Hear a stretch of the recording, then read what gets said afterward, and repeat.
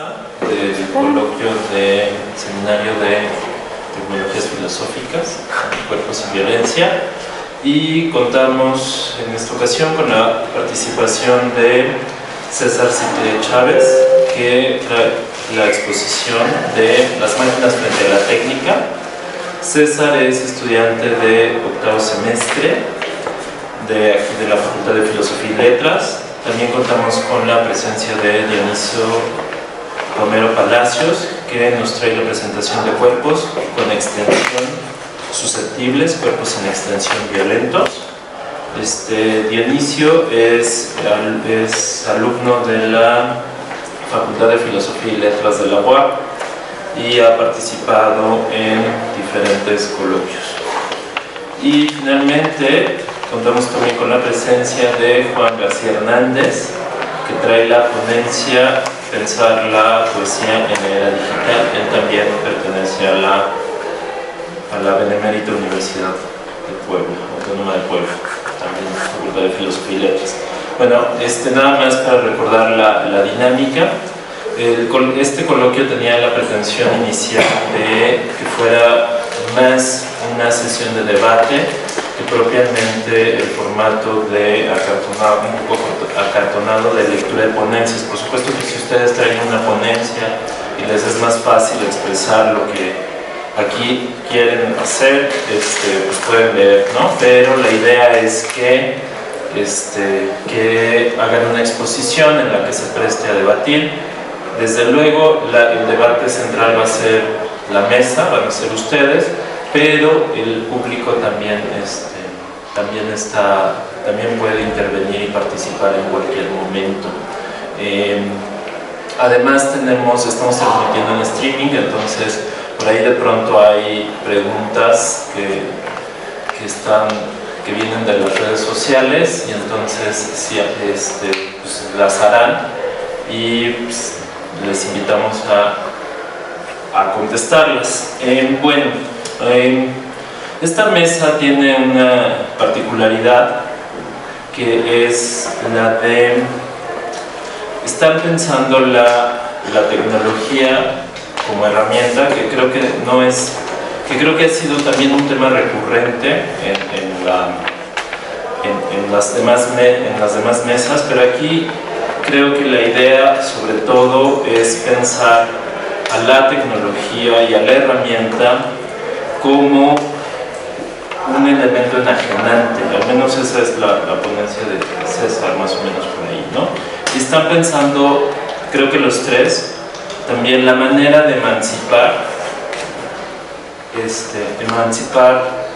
usar la tecnología como un elemento emancipador, ¿no? Es decir, parecería que el espíritu de las ponencias es este exceso de uso de la tecnología como herramienta nos está subordinando a la tecnología misma, y entonces lo que habría que plantear son elementos emancipadores, ¿no? A partir de la misma tecnología, ¿no?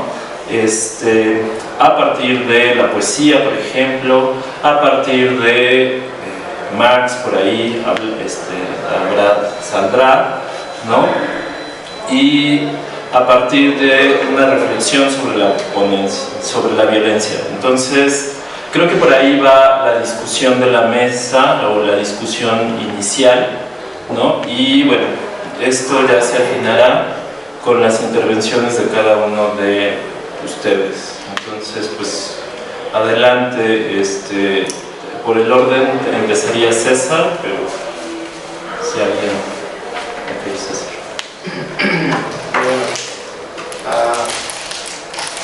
Sí, mi participación tiene que ver con esto que planteabas acerca de la máquina como un instrumento que tiene la cualidad de enajenar al hombre, y esto es un planteamiento que ya podemos ver desde Marx. El trabajo que les voy a presentar, porque desafortunadamente pues sí lo escribí y sí lo voy a leer, es una serie de consideraciones que tuve la oportunidad de desarrollar el año pasado en el seminario del profesor Barrón sobre la tecnología. Entonces a pesar de que abordo el pensamiento... No soy doctor. El profesor Lee. Ah, perdón. Ya me estoy poniendo. Ya te alucinas. No, Ya te lo hicimos. proyectas. Deja de proyectarte, Francisco. Entonces, a pesar de que abordo estos Profesor tampoco. a partir de Marx, me limito específicamente a este librito que tuvimos la oportunidad de discutir en ese seminario, que es La tecnología del capital.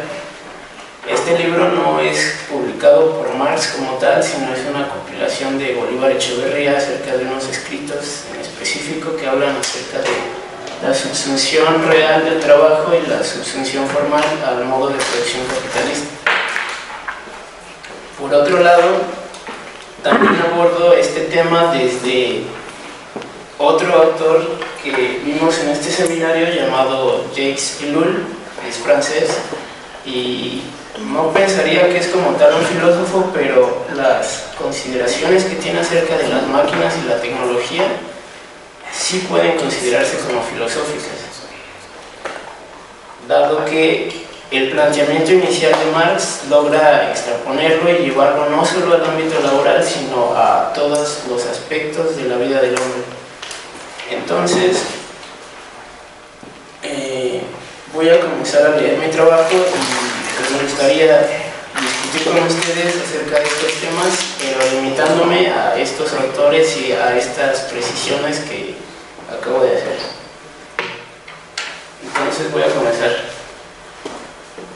El desarrollo tecnológico de la revolución industrial en el siglo XVIII ha modificado varios aspectos fundamentales de la vida del hombre. Uno de ellos, quizá el más importante, es el trabajo. Las condiciones laborales y sociales del trabajo sufren una transformación con la intervención de los avances tecnológicos. Esta modificación es lo que Marx llama subsunción real del trabajo a los procesos de producción capitalista. Ahora bien, el trabajo sin intervención del capitalismo es una actividad propia del hombre que, además de proporcionarle las condiciones necesarias para vivir, estimula el desarrollo de sus capacidades. Esta actividad es definida por Marx como una expresión vital del propio trabajador, activación de su destreza y habilidad. Así pues, la función del quehacer laboral no se limita únicamente a mantener la existencia, sino que se extiende a una evolución de las capacidades del hombre.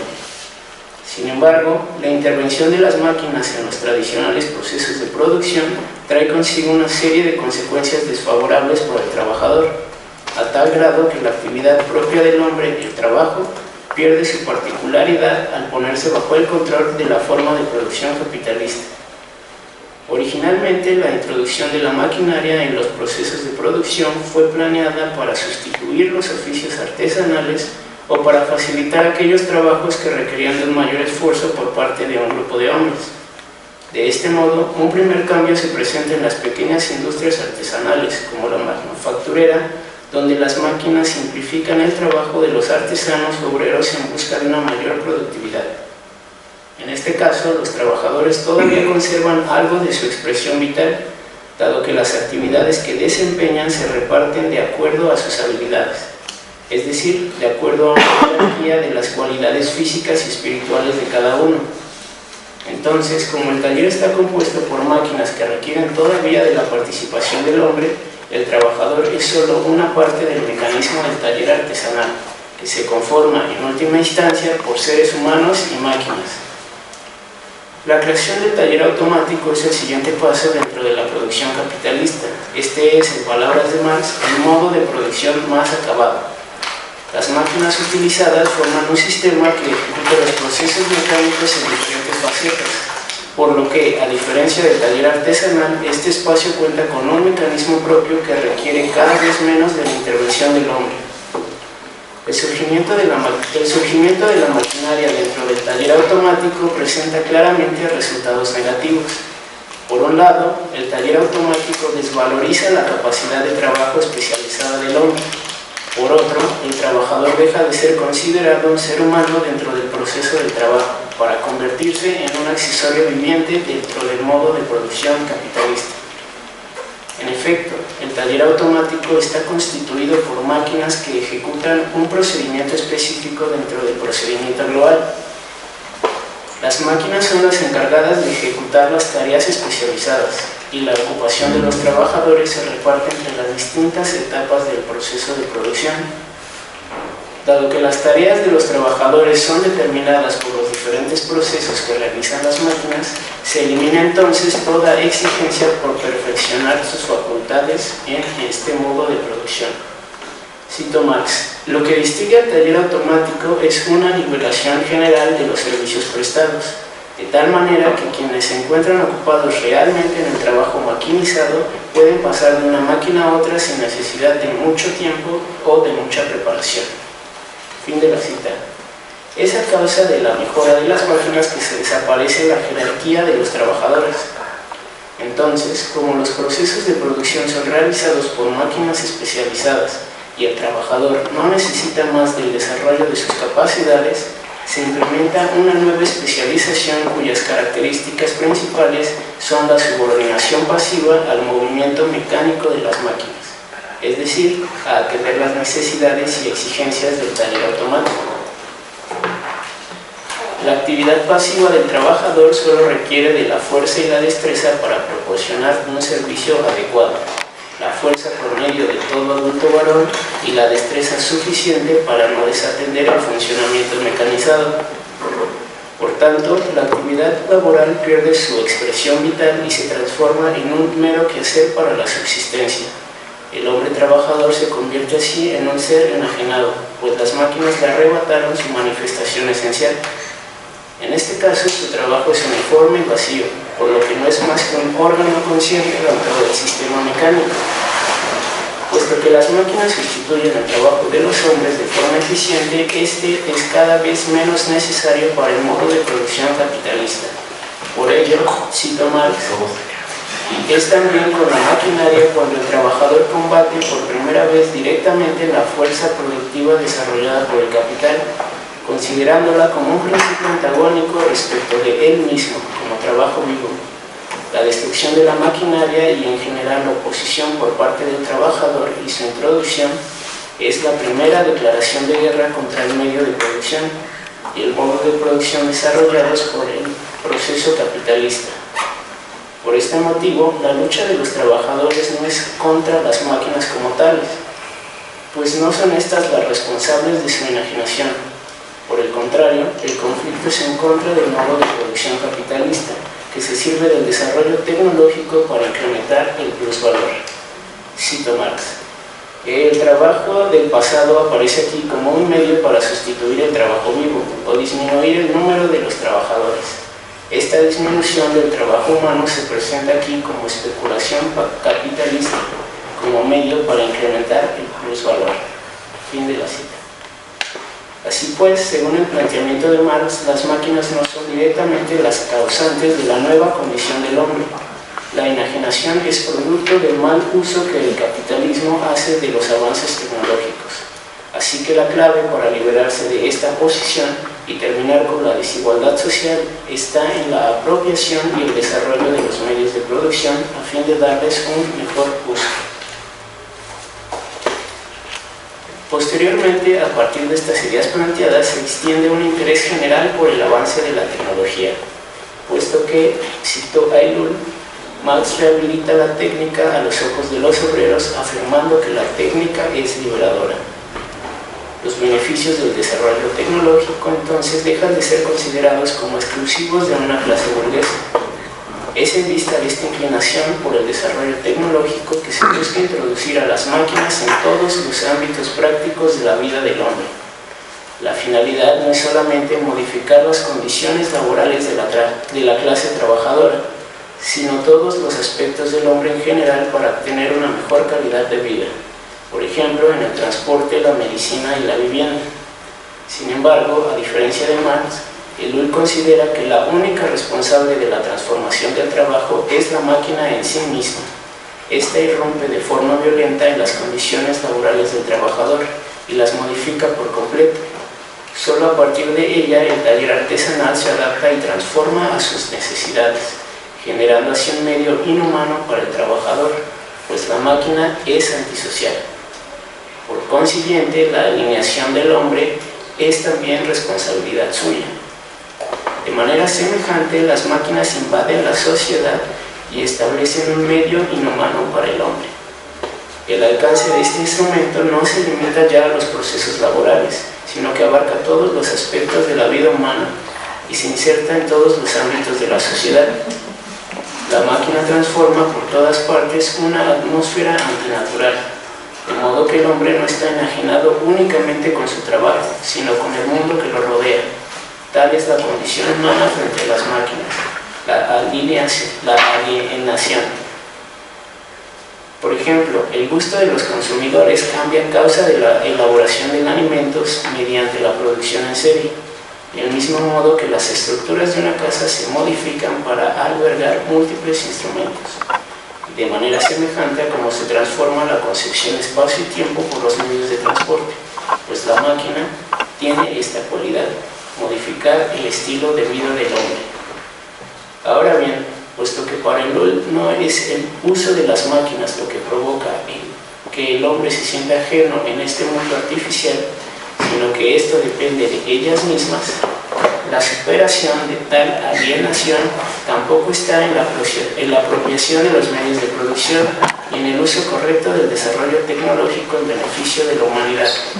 Por el contrario, la técnica separada de la máquina es la encargada de equilibrar la relación del hombre con el mundo artificial.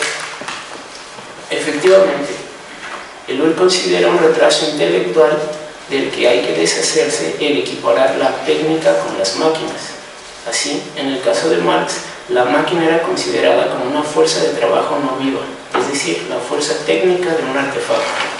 Pero aunque la máquina sí representa la forma más pura de la técnica, el poder de esta no se reduce al de aquella, ya que, cito el Lull, la técnica ha adquirido una autonomía casi completa respecto de la máquina, y esta se queda muy atrás en relación con su criatura.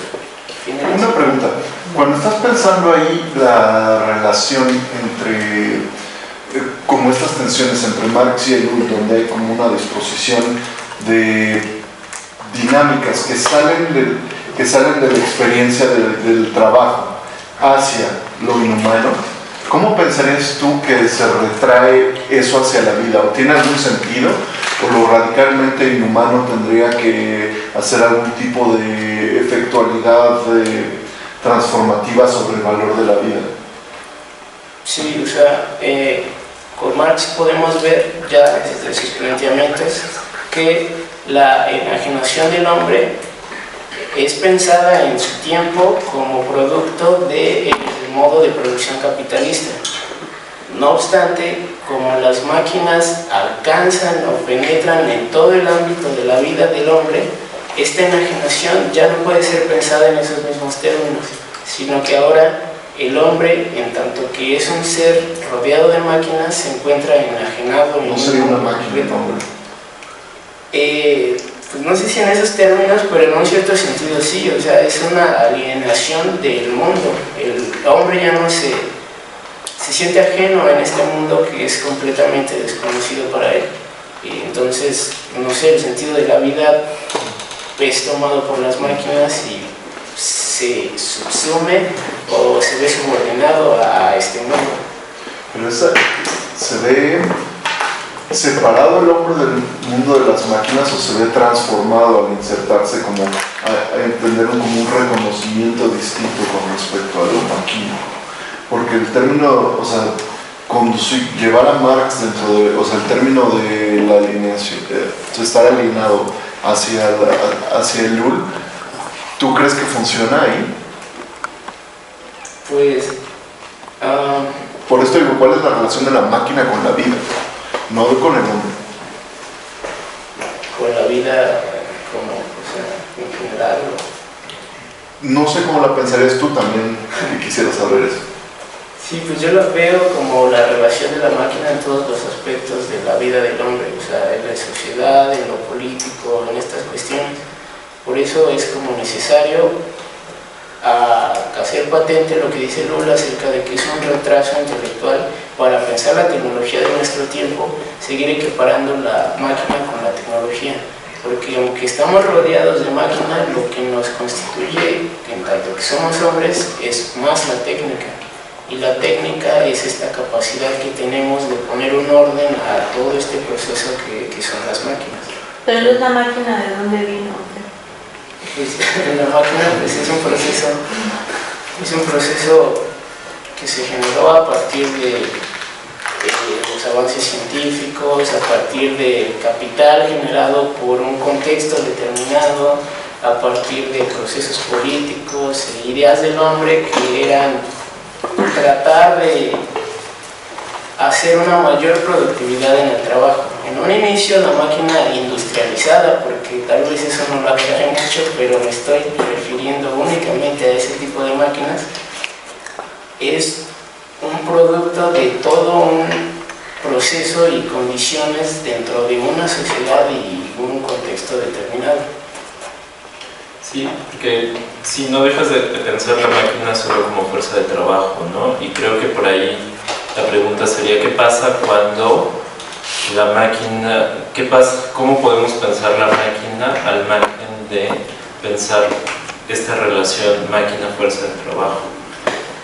Que creo que ahí es el quiebre con el UL, porque no... Ajá, porque... Sí, o sea, justamente... Es que más bien yo, bueno, o sea, aunado a lo que dice Santiago, como no entiendo para qué te sirve entonces pensar la idea de trabajo desde lo que está diciendo el UL y luego relacionarlo con la máquina. No, o sea, de hecho el UL es el que hace esta distinción entre que la máquina no se debe de pensar solo en términos de trabajo, porque él hace esta separación. O sea, para Marx sí, yo creo que en el contexto en el que él produce su reflexión y su crítica al sistema económico capitalista y todas estas cuestiones, para él es suficiente con pensar la máquina en estos términos como fuerza de trabajo y que sustituye la fuerza viva del hombre. O sea, el trabajo de Marx es justamente, o fue justamente, mostrarnos eso, que la máquina sí se puede pensar a partir de esos términos.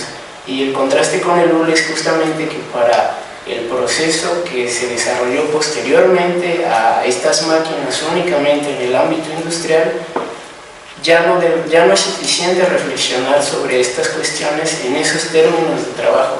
¿Me explico? O sea, lo que nos invita el UL es a pensar de un modo completamente distinto al marxista, en el cual la máquina ya no solo es trabajo, sino que invade todos los ámbitos de la cultura del hombre, y la técnica es el modo en el cual nosotros vamos a superar como esta enajenación que nos produce las máquinas. No sé si tienen otra pregunta o sigo. Ya voy a acabar entonces, el dominio de la técnica se expande a campos que no tienen relación alguna con las máquinas. Incluso la fabricación de nuevas máquinas depende de determinadas técnicas, pues, dice Lull, hoy es la máquina la que depende absolutamente de la técnica y no la representa más que en una pequeña porción, razón por la cual el problema tecnológico no debe pensarse exclusivamente en estos términos. Así pues, frente al poder de la máquina, la técnica logra imponerse y limitar su uso mediante la revisión del mundo artificial, pues se advierte todo aquello que sea útil con relación a las máquinas para adecuar el mundo a condiciones requeridas y así poder integrarlas a la sociedad. El carácter de la técnica es por tanto el de clarificar y ordenar, porque ella es la responsable de seleccionar las máquinas que se adecúan mejor al orden mecánico. La máquina transforma el modo natural en artificial, pero de manera desorganizada. En cambio, con la técnica, menciona Lull, la organización coloca a la máquina exactamente donde es necesaria y le exige exactamente lo que le conviene. Así pues, la desorganización de la máquina es lo que provoca que el hombre se sienta extraño en el mundo artificial, pero la técnica hace posible que este crecimiento mecánico se dé de una forma consciente e inteligente. Esto es lo que posibilita que el hombre deje de sentirse excluido por las máquinas, ya que aparentemente este orden depende de él mismo, motivo por el cual la técnica forma parte de su propia esencia. Conclusión. A través de los planteamientos de Marx sobre el desarrollo de la tecnología y el modo de producción capitalista, es posible aproximarnos a una primera comprensión sobre el alcance de las máquinas y el influjo sobre la vida del hombre. Efectivamente, es a causa del desarrollo tecnológico que las condiciones laborales se modifican drásticamente, como también es cierto que a partir de esto se produce la enajenación del hombre. Pero aunque tales consideraciones fueran correctas para pensar la tecnología del pasado, resultan ineficaces para seguir reflexionando sobre los avances posteriores. Es claro que las máquinas no son utilizadas exclusivamente en los procesos de trabajo, por lo que vale la pena preguntarse si acaso es legítimo seguir pensando la tecnología en los mismos términos. El dominio de la máquina se extiende a toda la vida del hombre, como lo muestra el Ulm. Por consiguiente, no es el modo de producción capitalista el responsable de transformar las condiciones laborales del hombre, ni es el proceso de producción la causa de la enajenación. La única responsable de todo esto siempre fueron las máquinas. Pero su influjo no es ilimitado, pues la técnica, al ser algo muy distinto de la máquina, le pone un freno y posibilita el orden correcto para que el hombre se sobreponga a la alienación del mundo. Así pues, resulta insuficiente continuar pensando a las máquinas en términos de trabajo, pues de este modo la relación de la máquina frente a la técnica se ve oscurecida. Una reflexión más adecuada sobre el fenómeno tecnológico implica abandonar estas cuestiones, por lo que es posible que incluso las consideraciones propuestas por el Ulm ya no sean suficientes para nuestra actualidad. La reflexión filosófica, por tanto, al intentar comprender el fenómeno de lo tecnológico, se encuentra sometida al avance de la tecnología. Y eso es todo. Perdón, ¿qué es entonces lo técnico? O sea, ¿cómo lo caracterizarías en comparación? O sea, que no es propiamente algo enajenante, pues, ¿no? En términos del Ulm. Pues, a lo largo del libro de Ulm sí menciona muchísimas como características sobre la técnica. O sea, es difícil como dar una definición a partir de este autor, ya que pues primero dice que la máquina sí es técnica, pero la técnica no se reduce a la máquina. La técnica también es ciencia, pero no se reduce a la ciencia. Y al final habla como de la técnica como este tipo de organización racional del hombre. ¿Un ejemplo? Un ejemplo. A mí lo que me ayuda a pensar esto, y no sé si sea un buen ejemplo, pero es pensar como un cuarto de un adolescente hace unos años atrás. Este cuarto podría estar lleno, no sé, de un teléfono fijo, de un reloj despertador, de un estéreo, de una máquina de escribir, una cámara fotográfica. O sea, muchas de estas cosas surgen a partir de las necesidades que el hombre se impone a sí mismo, ¿no? Entonces, la técnica entra en este proceso en el cual todas esas máquinas son ordenadas en un celular, por ejemplo. O sea, ese sería el ejemplo de cómo el uso de la técnica puede limitar o otorgarle un lugar correspondiente a las máquinas como tal. No sé si me expliqué con ese ejemplo. Pero creo que estabas yendo como a un lugar donde el análisis te permitía como abrirlo más, ¿no? Porque estabas yendo como, por un lado está el celular, ¿no? Y por el otro lado tienes el cuarto donde tienes el reloj despertador, el estéreo, el teléfono fijo, las revistas, lo que sea, ¿no? Y decías que esto tenía que ver con una posibilidad de experiencia, ¿no? Si quisieras verlo, ¿no? Y la técnica o la tecnología, y era algo que estábamos discutiendo en la mesa anterior, ¿no? Tendría que ver como con una posibilidad de rastrear cierto tipo de relaciones genealógicas que iban posibilitando o facultando esa posibilidad general que podría, yo pienso, tener como efectos ontológicos o efectos políticos, ¿no? No sé si podrías pensar lo técnico un poco, no forzosamente a partir del efecto que constituye el aparato, pero la generalización que permite como cierto campo de experiencia, y que no solamente faculta el teléfono celular, sino que tiene que ver al mismo tiempo con internet, con la telefonía móvil, con los modos de transportación, o sea, que se expande, que no tiende solamente a concretizarse dentro de un vehículo, dentro de la materialidad de un dispositivo, sino que tendría que ver más bien con efectos globales a través de distintos dispositivos.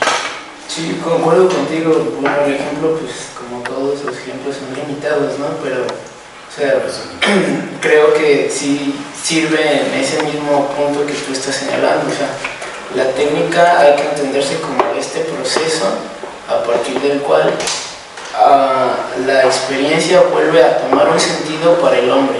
Pero es que justo, eso es, digo, a mí me parece interesante cómo estás poniendo esta conversación, aunque quizá haría falta como problematizarla más, pero hace rato te preguntaba Marat sobre justo la relación de la técnica y la vida, ¿no? Entonces tú dices que un ejemplo es muy reducido, pero la experiencia de la vida es siempre reducida, ¿no? O sea, no es general. Sí, bueno, a lo que me refiero es que la técnica es parte constitutiva de nosotros mismos. O sea, esa era mi pregunta, o sea, ¿de dónde viene la técnica? O sea, si la máquina la hace, ¿no? Se hacen unas relaciones de producción, ¿no? En forma de... ¿La técnica dónde viene? De nuestras prácticas, es esencial a nosotros, a nuestra vida. Esto ya es independientemente de estos autores. Pero no es natural, ¿o sí? Pues yo pensaría que sí. O sea, pero... Están nuestras prácticas. O sea, en términos biologicistas no lo es. O sea, no la traen así como implantada. Sí, no, claro que no. Por ejemplo, hay un texto muy interesante de Hans Jonas donde caracteriza esta técnica igual como la esencia del hombre, pero no en este sentido de que tú estás planteando justamente, porque entonces entraríamos como la discusión de que los animales también tienen ciertos tipos de técnicas, como la araña que teje su telaraña de cualquier modo, ¿no? Es que tomarlo al revés, ¿no? O sea, la técnica, ¿por qué tiene que ser antropocéntrica?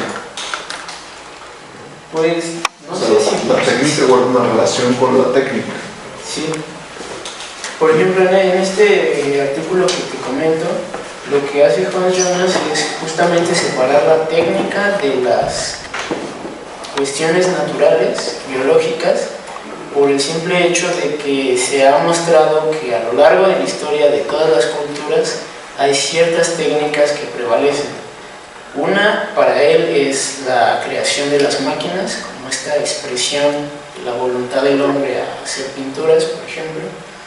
Otra es el rito por los muertos, o el culto a la muerte. Y la otra, pues, es esta creación justamente de instrumentos para llevar a la vida. Entonces, pues, no sé, tal vez desde este punto de vista sí es como inevitable equiparar a la técnica con lo propio del hombre, dejando de lado como los aspectos biológicos. Yo tengo una quizá duda muy simple y no sé si tiene que ver ahorita con tu última, digamos, intervención, y no es que se estaría confundiendo técnica con práctica, porque quizá sí seamos muy técnicos, ¿no? O para empezar, escuché por ahí una definición sobre lo que constituye al ser humano y hablaba sobre la técnica, ¿no? Y dentro de esta explicación marxista de la técnica, de las máquinas que sustituyen a los hombres en el trabajo, no estaría, por ejemplo, ahorita con lo que comentas, contradiciendo un poco, quizá no contradiciendo, sino más bien confundiendo estos dos términos, que sería práctica, no como el uso más empírico de herramientas, que ya sería más bien técnica, y no estaríamos regresando entonces a lo que de alguna manera has intentado salir un poco más antes en tu texto, cuando decías que al final de cuentas, o algo así, cuando terminaste de hablar sobre Marx, decías que la técnica debe pensarse separado de la máquina, ¿no? En un sentido más, digamos, humano. Entonces, preguntarse por el sentido de la vida, por ejemplo, tendría que ver con la relación, tendría que ver con estas maneras técnicas de hacer del hombre, pero no se podría pensar en términos distintos, si que difieran totalmente de la máquina. Sí, bueno, tienes razón en tanto que hace rato mencioné una equiparación entre prácticas y técnicas, pero esto era Hans Jonas, o sea, era independientemente del planteamiento que hice de Marx. Supongo que en Hans Jonas sí se generan también estos problemas, porque no hay, según yo, una distinción como tal entre las prácticas y lo que es la técnica, en el mismo sentido lo que constituye al ser humano como tal. Pero el caso de Marx es completamente distinto, justo él trata de equiparar lo que es la técnica y como fuerza de trabajo como las máquinas, como fuerza de trabajo, pero ya no sino una fuerza que está ahí. Él lo define muchas veces como trabajo pretérito, que es trabajo pasado, mientras que el trabajo del hombre es una técnica, pero viva, en este momento, en este instante que está haciendo. Entonces, ¿cómo estaría, por ejemplo, la diferencia entre sí, una máquina y un humano en esta época marxista y en esta, a diferencia entonces de esta época? ¿Cuál sería, digamos, esencialmente la diferencia? Pues justamente ese es el punto, o sea, el hombre, en tanto que es un ser de trabajo, o que su vida es trabajar, porque este trabajo es entendido como el desarrollo de sus disposiciones naturales y estas cuestiones, deja de ser hombre, por decirlo en algún sentido, cuando se somete a este trabajo o a este modo de producción capitalista. Por eso es que es una enajenación. ¿Pero qué forma de trabajo estás poniendo ahí como contrapuesto a eso? ¿Un trabajo de qué tipo? O sea, hay dos formas de trabajo. ¿El trabajo feudal o el trabajo bíblico? ¿En qué sentido? No, o sea, el trabajo como tal, donde los campesinos, los artesanos, todos estos productores son dueños ellos mismos de los medios, de su tiempo y del producto, dejan una parte como tal de su esencia o de su técnica.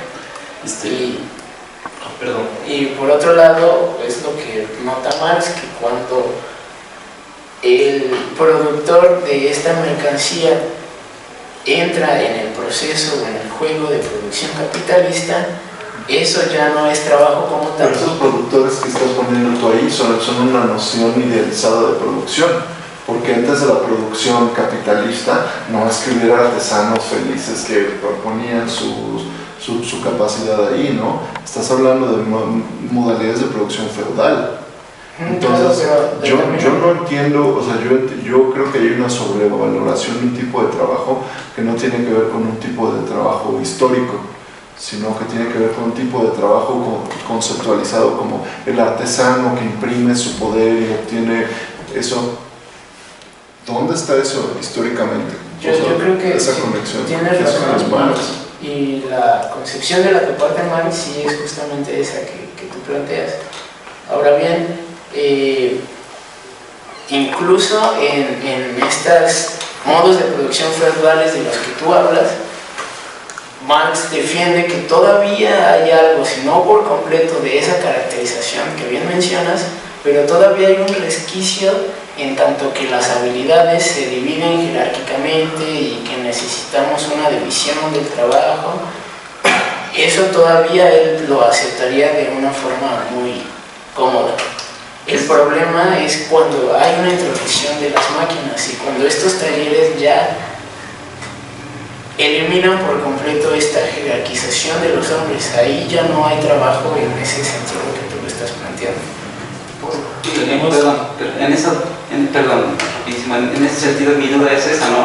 La que quizá no me terminaste de responder y quizá lo respondas, es la de, entonces, ¿qué diferencia hay entre ser humano o máquina? Porque en ese sentido podríamos pensar que una máquina, pues, bien, o es distinta o es tan igual que no puede ni siquiera sustituir a un hombre, o bien puede dominar el mundo de la inteligencia artificial, por ejemplo.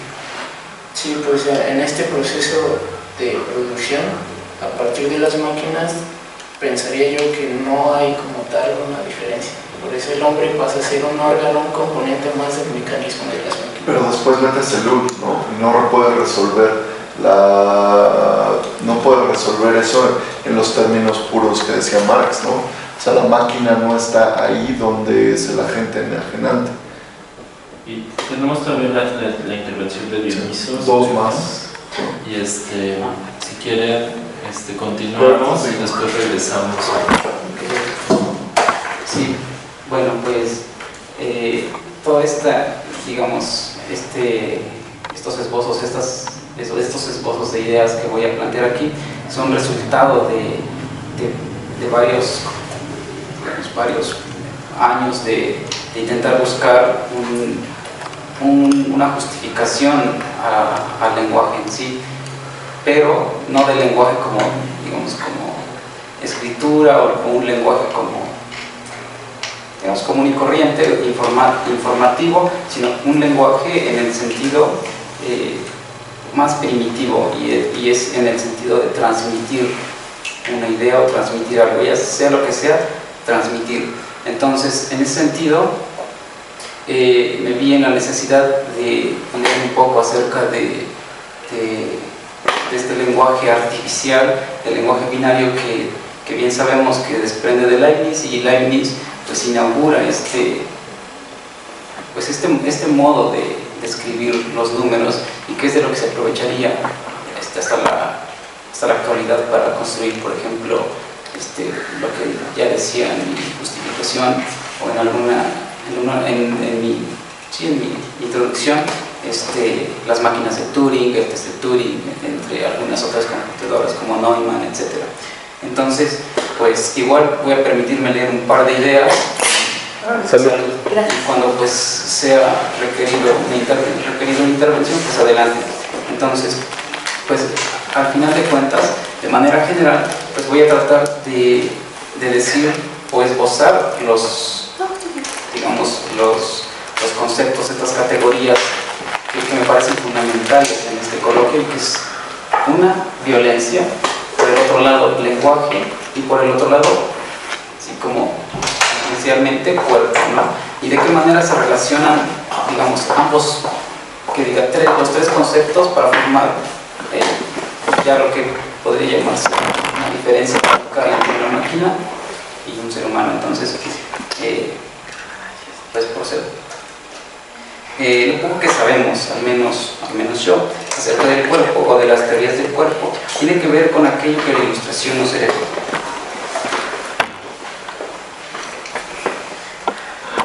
Y en cierta medida, un poco de lo que la etapa medieval y renacentista había dejado a los enciclopédicos o a los pensadores. Piénsese, por ejemplo, en los argumentos escolásticos, agustinianos, etc. Y pues que heredarían pues ya los futuros Descartes, Leibniz, Kant, etc., entre otros. Y ya de manera más cercana, un Merleau-Ponty, un Jean-Luc Nancy, etc.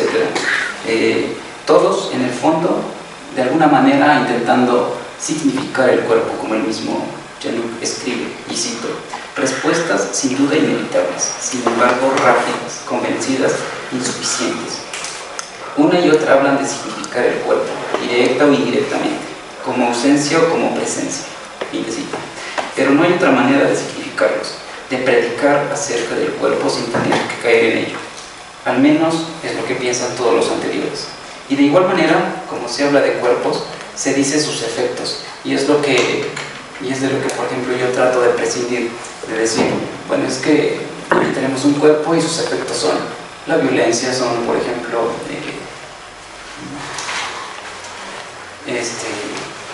pues cualquier efecto que pueda derivar después de la existencia de un cuerpo, si no sabemos primero qué es un cuerpo. Entonces lo que yo trato de hacer es primero intentar definir, dar el esbozo de la definición del cuerpo, para poder entonces hablar de sus efectos, no al revés. Entonces, de igual manera, como se habla de cuerpos, se dicen sus efectos, que el cuerpo esto, que el cuerpo hizo, que el cuerpo provocó, así, hasta percatarnos de que se provocan incluso guerras, ahí donde se describe y se habla de ciertos cuerpos, ya de manera general. Pero antes de ser extremista, hay que pensar de manera seria en esto. El cuerpo es, así como tal, es, y casi cualquier atributo vendría sobrando, excepto, y esto es donde algunos de nuestros pensadores se revolcarían en su tumba, es el carácter de la funcionalidad o funcionabilidad. Pues bien, hay muchas cosas de lo que no se puede hablar, porque al hacerlo se pierde casi la totalidad del concepto. Y esto sucede en estos que estoy tratando de esbozar, cuerpo, violencia, lenguaje. Entonces,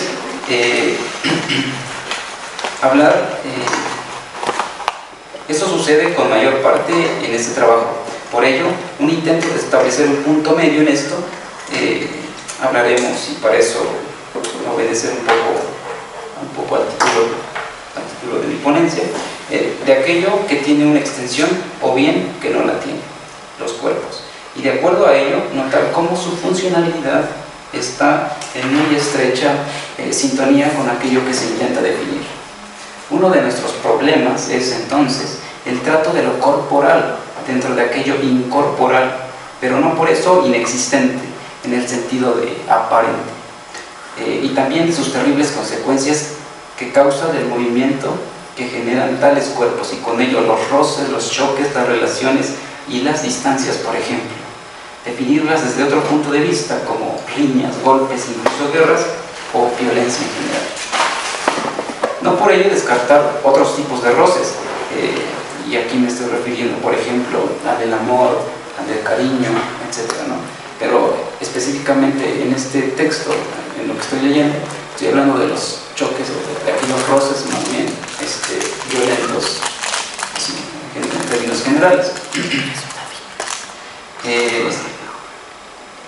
Problemas que al mismo tiempo se tornan no solo ambiguos, sino terriblemente inexplicables, tanto como para filósofos como para científicos, donde no es necesario entonces echar mano, donde es entonces echar mano de otros medios. Por ello, Daniel Dennett, y es en el autor que me estoy centrando, desde un punto de vista funcionalista o fisicalista, nos introduce a pensar de manera implícita que es el cuerpo, pero no un cuerpo cualquiera, aunque al final de cuentas sí va a ser un cuerpo cualquiera, pero de momento no es un cuerpo cualquiera, sino un cuerpo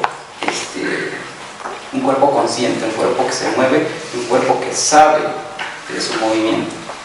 Entonces, tal parece que Descartes, por ejemplo, había respondido bien la pregunta sobre el entendimiento humano consciente, diciendo que es el resultado de esta relación de la médula espinal con el alma.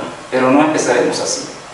Hay que invertir las cosas, explicar cómo es que suceden los pensamientos y qué es lo que viene a definirse como conocimiento o conciencia, en otros términos quizá más elaborados. ¿Será esto último un espacio donde guardamos y almacenamos todo el conocimiento? ¿Es esto lo que se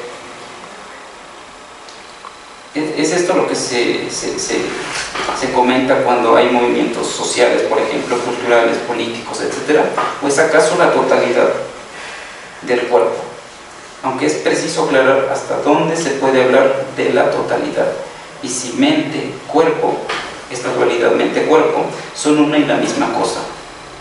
O no es como Leibniz, por ejemplo, decía: la conciencia es como una máquina, la abres y no verás la percepción, lo que verás sería el cableado, y no lo dice tanto así, sino lo dice de alguna otra manera, como si abres la máquina, donde podríamos ver, por ejemplo, el humano, no vas a ver una percepción ahí corriendo, sino vas a ver pues distintas palancas que hacen que funcione todo el organismo. Entonces, en ese sentido, pues no vamos a poder ver los pensamientos como tal ahí corriendo, brincando en un espacio determinado de la cabeza. Aquí estableceremos que mente y cuerpo son una y la misma cosa, deshaciéndonos de la concepción cartesiana a partir de hechos más empíricos que Ray, por ejemplo, en sus estudios antes del 43, del 42, y que del cual Dennett proviene, nos ofrece, porque lo empírico, o hasta donde pretendo llegar también, es lo que suscita también pues la violencia, lo empírico en general. No pensar aquello mental como, digamos, como intelectualista y como pensar en un lenguaje puramente formal, lógico, en el que se pierden los cuerpos y ya ni siquiera podemos, por ejemplo, hablar de prácticas comunes, por ejemplo, que son las que muchas veces, o son las que más, a diferencia de la intervención anterior, yo diría que son las que más nos ofrecen en términos explicativos y de comprensión de algún problema. Entonces,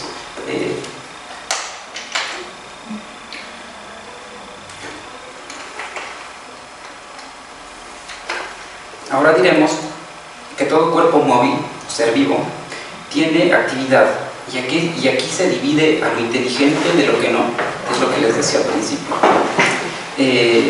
Diremos, esto es pregunta, diremos que lo inteligente tiene una vida interior, privada.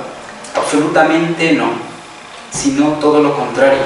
Pensaremos la inteligencia a partir de la relación, y esa relación es la que, por ejemplo, otro autor que trabaja mucho, o más o menos conozco, es a George Steiner, en sus tres tipos de relación.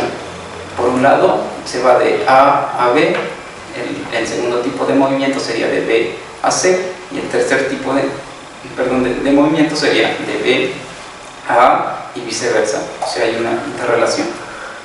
Entonces, ¿cuál es el lugar de lo mental, de lo inteligente entonces? El mismo cuerpo, tratando de responder en mi propia cosecha, el mismo cuerpo y el contexto de su expresión. Pues, si hay alguien o algo inteligente, no se definiría a través de sí mismo, pues no hay quien lo reconozca. Y en ese sentido, por ejemplo, aludía un texto de Hegel, me parece, de señorío y servidumbre, ¿no? Cuando hablamos del señorío y servidumbre, no podría haber, digamos, amo y esclavo, porque el amo es amo de alguien y el esclavo es esclavo de alguien, pero al final de cuentas ambos se tienen que reconocer y no puede existir el uno sin el otro, porque si el amo existe sin el esclavo, pues amo de quién es, ¿no? Y viceversa. Entonces, en ese sentido, también la inteligencia no podría ser alguien inteligente, porque diríamos inteligente desde quién o de acuerdo a qué. Entonces, por eso estos tres tipos de relación, porque somos inteligentes de acuerdo a A o de acuerdo a B. En ese caso, a un autómata, a un robot o a una inteligencia en general artificial. Entonces, pero ser inteligente también implica un elemento más, quizá el más importante por ahora, y es su lenguaje. ¿Cualquier cuerpo que tenga un lenguaje puede entonces considerarse inteligente?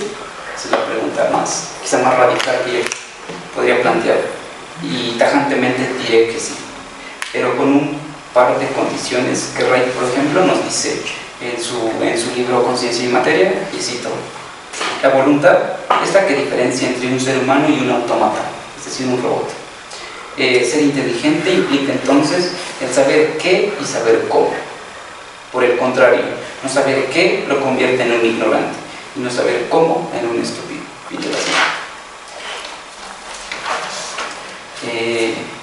Creo que me perdí un poco, porque no entiendo entiendo la relación lenguaje-inteligencia, pero no veo cómo estás perfilando el lenguaje, ¿no? Porque de alguna manera parece un tanto tautológico, ¿no? Es decir, inteligencia y lenguaje, entonces no salgo de esta equivalencia que haces, no la logro cachar todavía. Ajá. Bueno, quizá en el sentido, no sé si escuchaste esto último, pero para salir... Saber qué y saber cómo. Ajá, eso es lo que convierte, digamos, a un lenguaje, porque de entrada yo diría, todo aquello que tiene lenguaje ya es inteligente. ¿Por qué tiene lenguaje? En principio se mueve por su lenguaje, eso lo convierte ya en inteligente. Sin embargo, hay tipos de inteligencia, y por ejemplo hablamos de la artificial y de la humana, y no es que quiera diferenciar, al final de cuentas va a ser, si me adelanto a mi conclusión, va a ser una y la misma cosa. Sin embargo, hay, digamos, unas condicionantes para poder hablar de inteligencia artificial, y es, o más bien de conciencia, es decir, la voluntad. Y Ray, por ejemplo, que es donde cité, la define con esto de saber qué y saber cómo. Ok, pero bueno, sí, claro, ahí estás, pero ahí justamente centras el problema en el saber, ¿no? Que de alguna manera otra vez me remite a una tautología, porque ¿cómo voy a definir saber, ¿no? A partir de la inteligencia, a partir del lenguaje, a partir de la técnica, ¿no? ¿Cómo determinas lo que es el saber, Sí. ¿no? Sí tiene que ver con lo que había dicho al principio.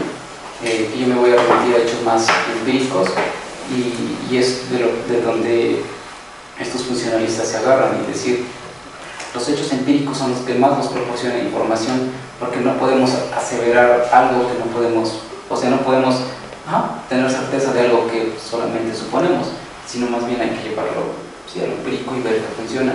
En ese sentido, saber, y es donde Ray y Dennett están muy de acuerdo, saber lo definimos a partir de un saber hacer y de un saber cómo hacerlo. Y podemos ver, por ejemplo, un jugador de ajedrez, ¿no? Si sabe jugar ajedrez, va a mover en determinadas posiciones, determinadas reglas, hasta llegar a un jaque mate. En el caso de la máquina puede hacerlo, y por eso es donde digo, sabe hacer el qué y sabe hacer el cómo, y es donde al final voy a caer, que son las mismas cosas, pero de momento diré que no son las mismas cosas, porque por un lado el ser humano, el lenguaje humano, sabe el qué, está consciente del qué y del cómo, pero el robot en un grado más bajo no sabe más allá de aquellas reglas, digamos, de ajedrez. O sea, no sé si me explico, pero en términos muy empíricos vamos a ver si su lenguaje es inteligente, o si el autómata o el ser humano es inteligente, si sabe actuar de acuerdo al qué y al cómo de lo empírico. Y puede suceder en cualquier situación, ¿no? Por ejemplo, si tú le cuentas un chiste, sabe el qué y el cómo procede el chiste. Va a entender el chiste, se va a reír. Un niño, si no sabe, pues podemos definirlo todavía como un autómata, en un sentido más bajo, que al final de cuentas pues va a crecer y va a tener la conciencia y va a entender el chiste. Pero en el primer momento, en el primer plano, es totalmente empírico. O sea, en ese sentido de saber, ¿no? ¿Cómo defines el saber a partir de dónde? Pues de lo empírico, de lo más básico. Me suenan como a grados de repetición, ¿no? Como si hubiese una capacidad de repetir y acertar, y entonces parecería que nada más se está haciendo una gradación, ¿no? Una jerarquización de los grados en los que se va a repetir cierta mecanicidad, o se va a hacer cierta repetición, y se va a esperar que esa repetición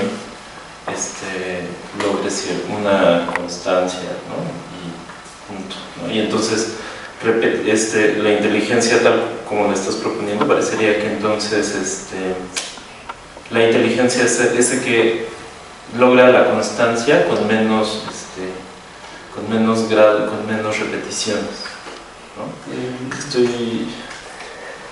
Porque no logro todavía entender entonces en qué radica esto que estás,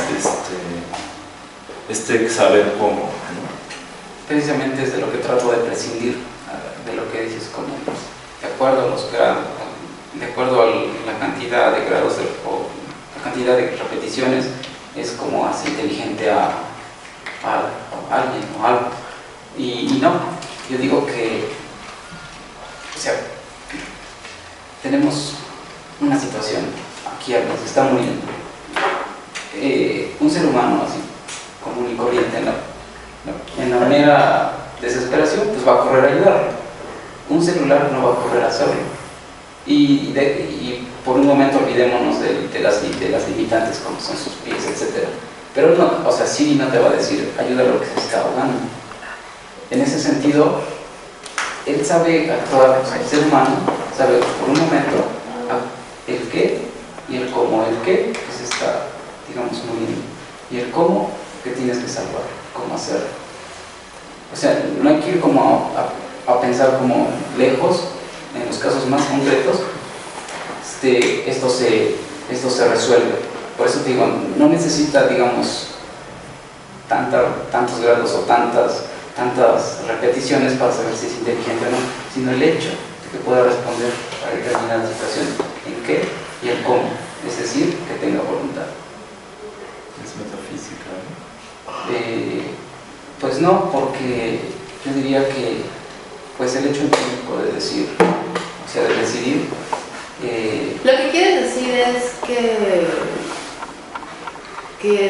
la inteligencia humana es mejor que la inteligencia artificial. No, es lo que había dicho anterior, que en un momento diríamos eso, pero al final de cuentas vamos a creer en que son una y la misma cosa y son unos, no sé, ya me adelanto, y básicamente es esto, que son una y la misma cosa, sin embargo, lo único que se diferencia son, digamos, los componentes de cada cerebro pensante. Es que desde ese lado, bueno, tú en un inicio dijiste que lo que te interesaba era centrarte en la cuestión del lenguaje. Entonces, desde las lecturas que has hecho, ¿cómo elaboras? ¿Es una discusión? ¿Es una analogía? ¿O cómo estás como usando el tema de la inteligencia artificial y la inteligencia humana desde el punto de vista del lenguaje? Ah, sí, porque al principio, o sea, y es lo que primero trato de, digamos, de establecer como las bases de cómo se compone, por un lado lo artificial y por el otro lado lo humano, que es lo natural y lo que siempre conocemos, que ahorita ya lo artificial también, pero ver los componentes, para que al final de cuentas diferencia entre sus lenguajes. ¿Y cuál es la diferencia entre los componentes de ambos? Bueno, si ya me dejan responder y ya no terminar, entonces sería la diferencia, por ejemplo, de los artificiales sería el componente de silicio y del metal, y digamos, del humano, pues sería el carbono. Al final de cuentas, y con este me atrevo a decir que en un futuro, y es lo que define, por ejemplo, Dennett, que en un futuro, por ejemplo, la inteligencia artificial va a llegar a dominar, por ejemplo, el mundo. En un sentido... Pero, o sea, ¿por qué pasas de una cuestión abstracta a la materialidad para trazar la diferencia de los componentes? Porque en principio no estoy tratando, quizá con lo que está quizá malinterpretando, que no estoy tratando nada metafísico, sino más bien todo fisicalista y biológico. Es decir, de qué manera está hecho un cerebro artificial de silicio y metal. ¿Pero estás diciendo que eso define los grados de inteligencia? Porque primero tengo que definir de qué están hechas cada cosa, porque, por ejemplo, no es lo mismo, no es un conductor de electricidad, no es igual en un plástico que en un metal. No, bueno, ni la sinapsis, ¿no? Nada. Con un transistor, pero no entiendo por qué a partir de la materialidad puedes definir el nivel de la inteligencia. Porque es como te digo, por ejemplo, y este es el ejemplo más claro de la electricidad, ¿cómo podemos pasar más rápido de una electricidad de un punto a otro si lo pasamos, por ejemplo, con un papel, que no va a pasar, o sea, con conductores, pues, con elementos conductores? En ese sentido, vemos, por ejemplo, la eficacia de la inteligencia humana, porque tiene carbono y porque aquellos componentes neurológicos, digamos, aquellas conexiones que tenemos entre neurona y neurona, son de aquellos componentes que permiten una transitibilidad más eficaz. Ya, pues si quieres cierra para que sepamos a dónde querías llegar. Sí, pues es básicamente eso lo que me han preguntado. Entonces, pues sí, ha llegado el momento de hablar de algo que el mismo cuerpo corporal, en ese sentido, el cuerpo sensible, proporciona. un cuerpo incorporal, y es el lenguaje, ¿no? O sea que entonces la idea de cuerpo solamente tendría que ver con una cuestión de carbono, desde tu perspectiva. O sea, un cuerpo se determina a partir de Sus su componentes. componente de carbono. Así es. Sí, desde este punto de vista. Obviamente hay muchos, y este es defendible en un sentido de que al final explica su relación con su mismo lenguaje. Bueno, pero estamos en una atmósfera oxidorreductiva y todos los casi, no sé qué será, el 90 y tantos % de las cosas que están aquí tienen carbono, ¿no? Ajá, sí, pero no todos tienen lenguaje. Ese es el otro cuerpo corporal, y eso es lo que voy a querer llegar cuando diga ese otro elemento que aquellos, sí, por eso he venido definiendo cuerpo con cuerpo, inteligencia con inteligencia, y lenguaje con, pues sí, lenguaje artificial y lenguaje humano, sí, en general. Y, por ejemplo, ya un poco regresando a Leibniz, en sus escritos epistemológicos, me parece, un poco antes de la monadología, dice que dentro de la característica universal que él considera universal para que se transmita el conocimiento está el lenguaje.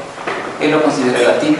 Más adelante en sus escritos matemáticos diría que la matemática es el lenguaje universal en el que todo conocimiento debería basarse.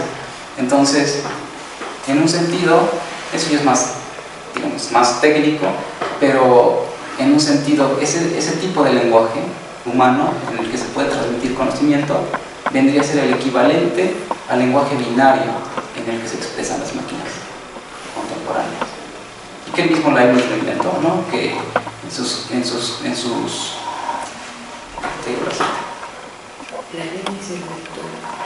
Ajá, sí, mira, te recomiendo que leas al padre. Gracias. Bueno, sí, es que yo de ahí lo saqué, ¿no? Una carta que se llama al padre Joaquín Bobet, y que es una carta en donde le explica su descubrimiento de cómo encasillar o cómo hacer menos. O sea, tenemos en cuenta que aquellas épocas el comercio estaba empezando a expandirse, entonces cómo hacer menos, con menos elementos, más cantidad. Entonces, el hecho de la numerología arábica del 1 al 10, del 1 al 9, y el 0, él lo simplifica con el 0 y el 1. Dice, con el 0 y el 1 podemos expresar todos los números posibles, pensantes, sin necesidad de memorizar tantos elementos, y su explicación como buen creyente, como buen de su época, racional, creyente racional, intenta decir que el 0 significaría la nada y el 1 significaría Dios. Pero eso ya son otras cosas. Entonces, pues quizá, no sé si pertinente. Si quieres terminar y pasamos a la siguiente ponencia y al final... Sí, hacemos un... Entonces... Bueno, que el mismo cuerpo corporal sensible proporciona, y en ese sentido el cuerpo incorporal, que sería este lenguaje, no está en otro sitio más que en esa conexión del cableado neuronal, que es lo que estaba diciendo, aquel que permite decidir, recordar, etc. Y es ese mismo cableado neuronal el que se diferencia de un autómata, diferencia que no es más que efímera, pues, y es donde les digo que quería llegar. Pues una de las tantas finalidades que este escrito tiene es mostrar una fuerte relación entre componentes de un ser humano y un robot. La única gran diferencia del cableado es la composición por un lado del carbono y por otro del silicio. Es decir, en este punto de vista es muy posible que un autómata robot tenga conciencia. Y eso es lo que se atisba, ¿no?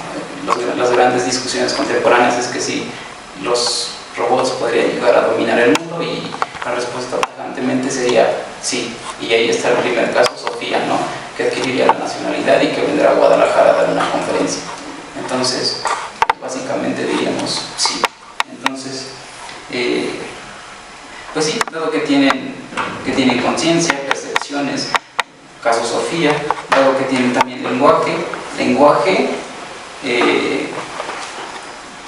como les venía diciendo, de la aritmética binaria de Leibniz, y esto que ya les expliqué acerca de dónde lo sacó, y es donde tangencialmente un cuerpo corporal y uno no corporal tiene su choque, su violencia.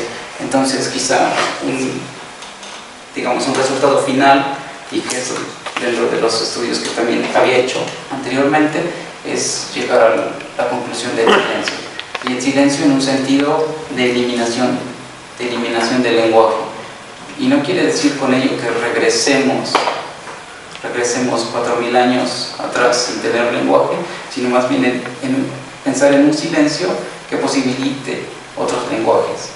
No solamente el binario, ni siquiera el convencional humano, latino, alemán, etcétera, etcétera, sino otros lenguajes, pero a partir del silencio como posibilitador, por un lado, pero por el otro como quizá reductor de aquellos choques que plantean estos dos cuerpos, lenguaje binario y lenguaje humano. Por un lado incorporal como lenguaje y por el otro corporal como componente de carbono. Y pues eso sería todo. Gracias. Pues continuamos con el trabajo de Juan García Hernández. Él va a hablar de pensar la poesía en la era digital. Pues igual voy a tratar un poco de ser breve para dar paso más a la discusión. Mi trabajo se consiste bajo 3 instancias. En una primera instancia trato de definir y llamar la atención sobre en qué medida podemos pensar la poesía en la era digital, ya no a partir de un aparato de vocabulario que heredamos a partir de la tradición romántica, ¿no? Y cómo pensaban el arte a partir de esas categorías de genio, de autor, a partir de esas categorías de la forma, la estructura, lo bello. Entonces, más bien a partir de un giro ontológico que se da y se anuncia en las artes plásticas con el grado de experimentación, ¿no? Es decir, podemos decir que el siglo XX se tiende sobre una etapa histórica donde el arte, más allá de experimentar sobre la forma o sobre la estructura, experimenta sobre el nivel poético en el que se realizan estas producciones artísticas, ¿no? Claro, ejemplo son las vanguardias, y podemos citar un sinfín de vanguardias aquí, incluso en América Latina, ¿no? Hay un caso de el vanguardista estudiantista aquí en México, donde pues ya satisfaba como la relación que establece su ejercicio poético, pero en conjunción con su mundo actual, ¿no? A través del telégrafo, la radio y demás, ¿no? Esto es como por un caso.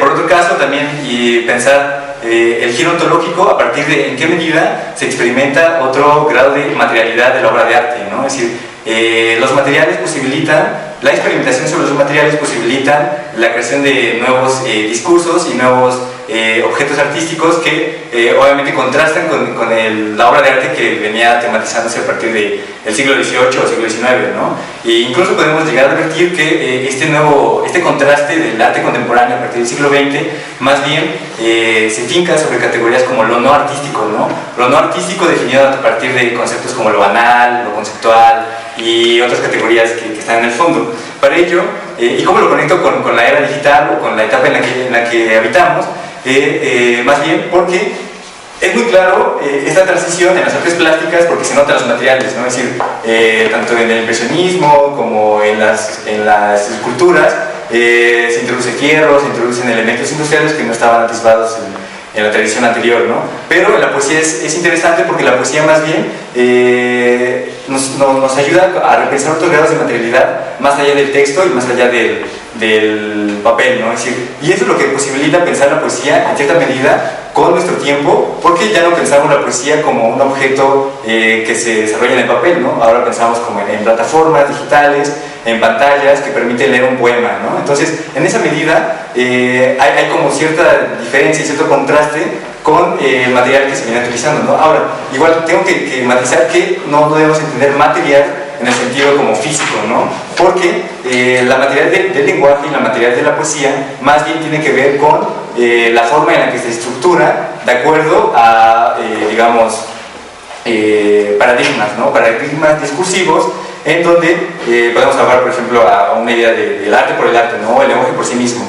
Ahora, ¿cómo conectamos esta idea de lenguaje, poesía y los medios que nos posibilitan nuestra era? Bueno, Michel Frey, en su análisis sobre las artes plásticas, tiene un ensayo que se llama Arte y Objetualidad. En este ensayo de arte y objetualidad, más bien intenta plantear cómo y en qué medida la objetualidad y el grado de presencialidad de la obra de arte en el siglo XX adquiere un nuevo matiz, ¿no? Este grado de presencialidad y esta objetualidad más bien constituye un grado de teatralidad, ¿no? Teatralidad entendido como, por ejemplo, vamos ahora a un museo de arte contemporáneo y lo que vemos no es pintura sobre óleo y sobre lienzo, no vemos esculturas a partir de materiales como, no se viene a la mente el material de las esculturas, pero sino más bien ahora vemos, no sé, pues bloques de hierro conjuntados sobre un espacio y definidos a partir del discurso del artista o del discurso de las instituciones, ¿no? Esto por un lado. Entonces Frey intenta llamar la atención en este texto, Arte y Objetualidad, cómo cambia el paradigma de las artes plásticas, ¿no? Y al final de este texto intenta como problematizar a partir de, o bueno, no problematizar, más bien advertir en qué medida también esto es aplicable para la poesía y para la poesía y para la música, ¿no? Ahora, sí, más allá de detenerme en algunos aspectos técnicos que igual pueden estar presentes en la lectura del texto Arte y Objetualidad, más bien quisiera referirme y poner sobre la mesa ejemplos concretos, ¿no? Ejemplos concretos que van desde, por ejemplo, un trabajo colaborativo entre Eric Odal Scoville y Geometry, ¿no? Geometry es una plataforma de lenguaje que recupera varios poemas y más bien los cambia de acuerdo a pues, un orden arbitrario, pero en el fondo coherente, ¿no? Entonces, y es coherente en la medida en que participa el hombre en ese ordenamiento, ¿no? Ahora, en esa medida hay un ejemplo, ¿no? Otro ejemplo es, por ejemplo, el proyecto de Schwartz, ¿cómo se llama? Sí, Adam Schwartz. Adam Schwartz tiene una plataforma que se llama Vote or Not, y en Vote or Not intenta contrastar en qué medida el poema hecho por una máquina o por un lenguaje de programación puede ser distinto del poema que hace el hombre, esto a partir de la opinión generalizada, ¿no? Y estadísticamente cómo se puede comprobar este contraste, ¿no? Entonces, eso por un lado, así como plantear más allá de elementos técnicos, ejemplos que permitan contrastar y llegar a tematizar este grado de nueva materialidad o la forma en la que se presenta el poema en nuestra era digital, ¿no? Ahora, igual voy a lo mejor a referirme como a algunos ejemplos concretos. Anteriormente les decía sobre el estridentismo, donde hay esta relación o estos guiños como para tematizar su tiempo a partir de lo que pasaba y los acontecimientos de ese contexto, tales como la radio, el telégrafo, ¿no?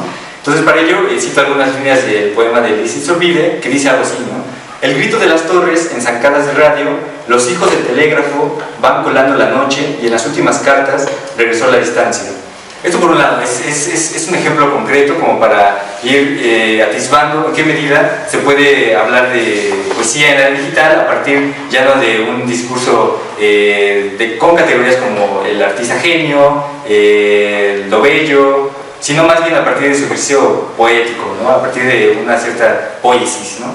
Entonces, a partir de esto,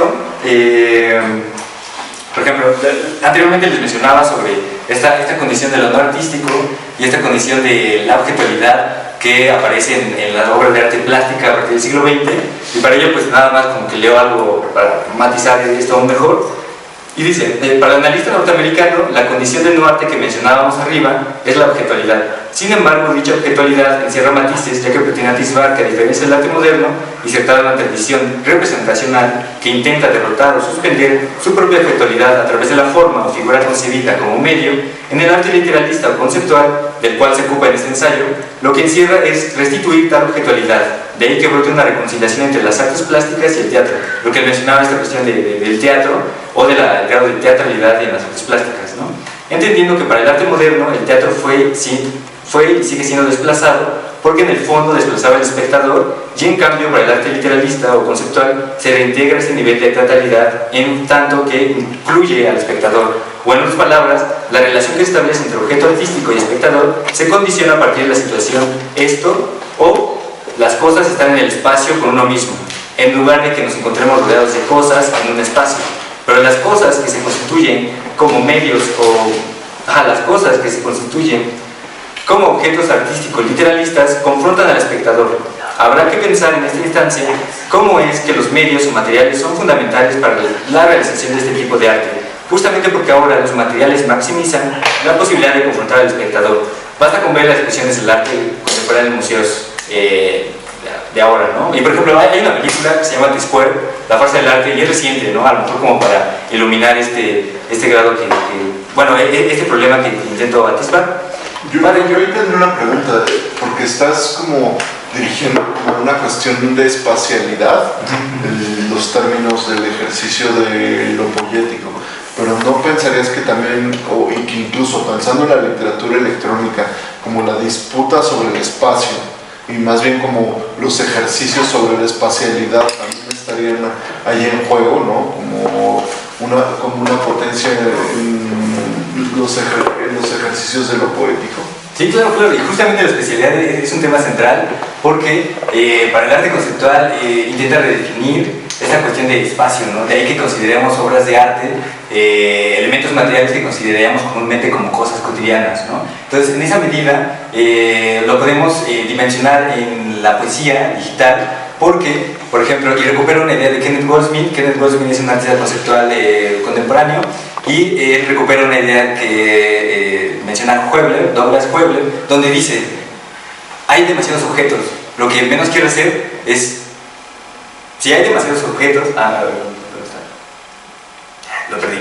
Hay demasiados objetos, lo que menos quiero hacer es reintroducir nuevos objetos, porque ya están los objetos aquí, ¿no? Entonces, en el fondo, lo que pesa, y encontrarse con la poesía digital, es decir, y lo que dice Goldsmith, el mundo está lleno de textos más o menos interesantes, no quiero añadir más, ¿no? Entonces, en esa medida, el texto ya no se finca sobre un grado nuevo de categorías espaciotemporales, en tanto la creación de un nuevo poema se finca sobre la realidad o la creación artística y creatividad del poeta, ¿no? Del artista, sino más bien se centra en qué hacemos con estos textos que están en nuestro espacio, ¿no? Este espacio ya no pensado como a nivel físico, sino pensado en pantallas, pensado en otros medios que permiten una nueva lectura sobre los poemas y sobre los textos.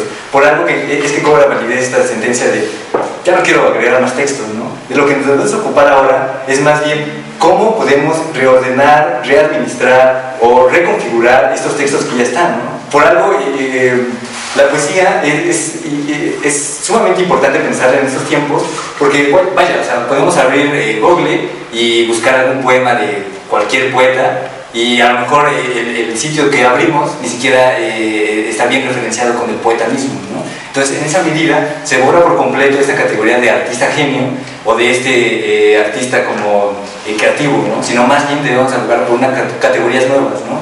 ¿Para la poesía nada más? Para la poesía, pero no solo para la poesía, ¿no? Es decir, yo me ocupo en esta oportunidad de hablar sobre la poesía porque en las artes plásticas es más claro el nuevo giro ontológico que se da, ¿no? Es decir, podemos ir a museos o incluso a las plazas públicas y ver claramente en qué medida se articula el discurso artístico, pero con las artes plásticas, ¿no? Obviamente también hay como implicaciones que tienen que ver con la imagen y en qué medida la reproductibilidad de una obra de arte plástica puede ser acomodada bajo otras prefiguraciones que tendrían que ver a lo mejor con un grado político sobre la pintura que se está intentando reproducir masivamente, ¿no? Aunque la poesía también tiene muchos problemas, ¿no? Sí. Porque como esta cuestión, como tú dices, ya hay muchos textos, ya hay muchas cosas ahí. ¿Qué hacemos entonces con el funcionamiento de la palabra, con el funcionamiento del lenguaje, a partir de modalidades donde hace un rato estaban hablando como de las posibilidades de... Puede ser desde el lenguaje binario, códigos ASCII, modalidades visual, los ejercicios de lo visual con respecto a los ejercicios poéticos y como todo este tipo de interseccionalidades prácticas que al mismo tiempo, como tú dices, ya ha perdido el aura hace mucho tiempo.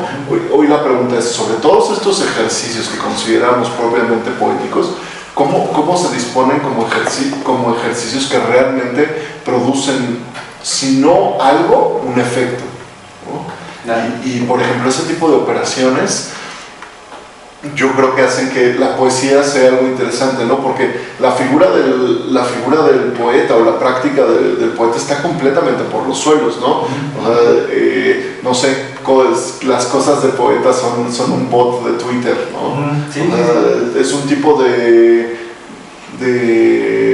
burla, un tipo de paria por un exceso de elementos románticos, de participación, como en un tipo de arte que estaba como completamente desierto. De repente hay todo este tipo de prácticas de reapropiación, de aparición, que parece ser que hay como una rearticulación de modalidades. Y hace rato que te decía lo de las especialidades, me parece que ese sería como el ejemplo que yo te preguntaría cómo lo entiendes tú, que ya no se trata del espacio, se trata sobre el ejercicio de la espacialidad, que son dos cosas diferentes, ¿no? Porque el espacio tiene que ver como con la concreción material y lo otro tiene que ver con la imposibilidad de esa concreción material a partir de lo conceptual. Sí, pues justamente esa posibilidad de la concreción de la materialidad es aún en cierta medida más clara, pero a su vez como que se nos escapa, sobre todo cuando intentamos tematizar no solo el fenómeno poético, sino el fenómeno narrativo, ¿no? Porque, y por eso intento llamar la atención sobre el texto de Michel Friel, porque ahí más o menos como que se atisba ciertos como aparato de vocabulario donde podemos tematizar y asimilar aún con mayor precisión en qué medida la poesía también redefine estas materialidades sobre las cuales se puede vertir un nuevo ejercicio, ¿no? De reapropiación, un nuevo ejercicio de reasimilación, ¿no? Entonces, sí, en el fondo creo que también tiene que ver con la especialidad, espacialidad, pero también pensado como a nivel subjetivo, ¿no? Es decir, ¿cuál es el papel del lector frente a esos textos, ¿no? ¿Cuál es el papel del sujeto frente a estos textos? Porque si bien, o sea, venimos de una tradición donde tendemos a leer a lo mejor linealmente o bajo ciertas condiciones donde vanagloriamos el papel y demás, pero en esa medida el sujeto que se enfrenta a estos textos y a estas narrativas más bien tiene que reapropiarse o más bien, ¿cómo decirlo?, configurar un nuevo vocabulario y unas nuevas herramientas que permitan acercarse a ese texto, rebasando las fronteras de lo material o de lo espacial, ¿no? Entonces, en esa medida creo que en el fondo debemos centrarnos sobre cómo leemos, ¿no? Y cómo leemos involucra una serie de herramientas y de vocabularios que debemos poner sobre la mesa, ¿no? Es decir, el claro ejemplo que mencionabas, ¿no? Sobre que los bots ahora pueden producir poemas a partir de ciertos lenguajes de programación y códigos, y justamente ahí está, ¿no? Es decir, en qué medida el bot puede configurar una comunidad ya no de artistas pensados como humanos, sino de artistas bots, ¿no? En el fondo, y hay una aplicación que se llama, igual de Twitter, es Pentametron, y comenzó ese proyecto como en el 2013, ¿no? Pentametron recupera una base de datos donde intenta identificar en Twitter algunas líneas de pentámetro yámbico, ¿no? Las clásicas formas tradicionales, ¿no?, de la poesía. Y lo que intenta hacer es reproducir en 140 caracteres lo que recupera de esa base de datos, y después los comentarios a lo mejor no son esperados por humanos, sino más bien por la misma comunidad de esos bots, ¿no? Entonces esto es interesante porque, o sea, ¿cómo podemos acercarnos a leer esto sin tener los prejuicios de que, bueno, pues fue un robot el que hizo esto, ¿no? O una aplicación? Es decir, en el fondo está el hombre sigue operando sobre esas creaciones, o más bien atisbamos otras realidades que nos exigen redefinir nuestra realidad más inmediata, ¿no? Entonces, en esa medida, pues podemos decir, ¿no?, que tanto Internet, Goldsmith igual sería interesante leerlo y ponerlo sobre la mesa, porque Goldsmith tiene ideas como bien locas que dice: el Internet es un poema, ¿no? Pero ¿cómo podemos decir que el Internet es un poema si no tenemos como el vocabulario como que nos permita acelerar tal idea, ¿no? Dice: el Internet es un poema en base a que el Internet opera sobre lenguajes de programación, sobre códigos, ¿no? Y el código, en cierta medida, en nuestro tiempo, demuestra, ¿cómo decirlo?, como una serie infinita de letras, números y signos ordenados arbitrariamente por un patrón algorítmico. En el fondo es lenguaje y el lenguaje aspira a la búsqueda de significar. Vaya problema encontramos al intentar hallar el significado de lo siguiente. Y voy a leer algo así como curioso, justamente para poner sobre la mesa en qué medida debemos redefinir la forma en que leemos textos poéticos en la era digital, ¿no? Y va a estar algo extraño, pero lo voy a intentar poner sobre la mesa.